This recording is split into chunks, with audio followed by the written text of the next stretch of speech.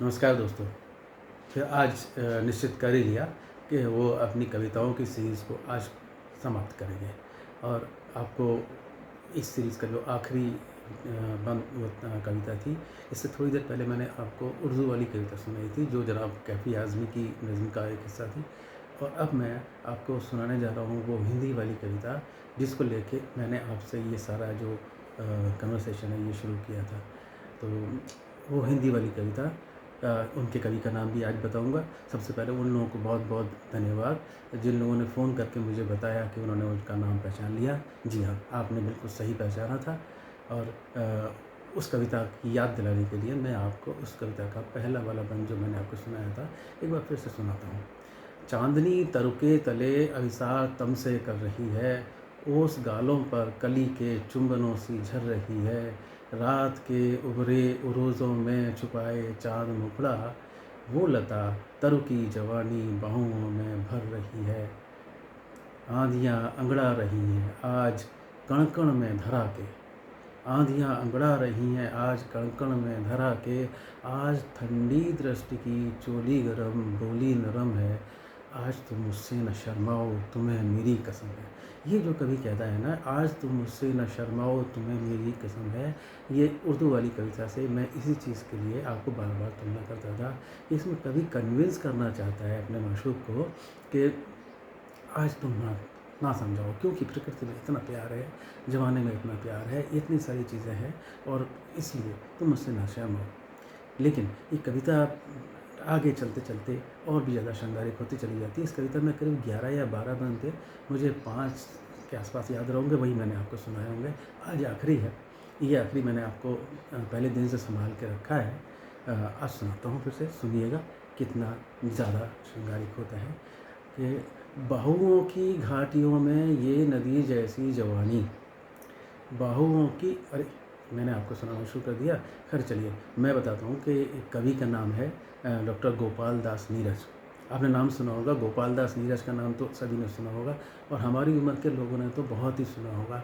गोपाल दास नीरज कवि सम्मेलनों की शान हुआ करते थे और जिस कवि सम्मेलन में जाते थे तो उनके नाम के इतने नारे लगते थे, इतनी फरमाइशें होती थी कि एक बार नीरज साहब ने नाराज़ होकर ये कह दिया था कि अगर आपने एक बार और मेरे नाम की आवाज़ लगाई तो मैं कभी इस मंच पर आने नहीं आऊँगा।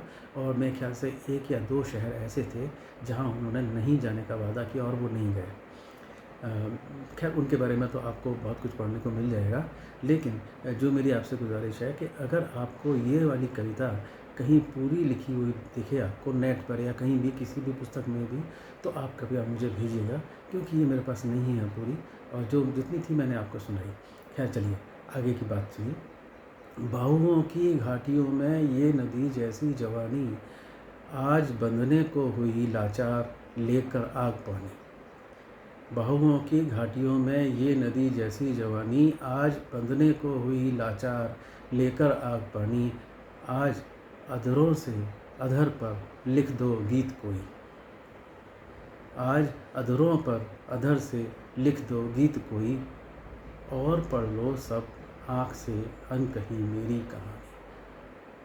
बाहुओं की घाटियों में ये नदी जैसी जवानी, आज बंधने को हुई लाचार लेकर आग पानी। आज अधरों से अधर पर लिख दो गीत कोई, और पढ़ लो आँख से सब अनकही मेरी कहानी। मत हटाओ ओठ, मत हटाओ ओठ इस डर से कि झूठे हो ना जाएं, मत हटाओ ओठ इस डर से कि झूठे हो न जाएं। प्यार ने प्रेयसी कभी माना नहीं कोई नियम है, आज तुम मुझसे न शर्माओ तुम्हें मेरी कसम है।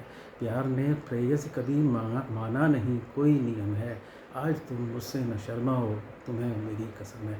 ये देखिए कितना कंपेलिंग रिक्वेस्ट है। ये रिक्वेस्ट नहीं है, ये कन्विंस करने का तरीका है।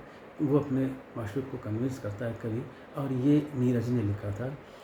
लेकिन एक जगह नीरज ने खुद अपनी किताब में कहीं पर लिखा है कि ये वाली कविता लिखने के बाद उन्होंने कभी इसे दोबारा कोट नहीं किया। शायद उनको ऐसा लगा कि इस कविता में उन्हें सांसारिकता और कामुकता का ज़्यादा पुट हो गया।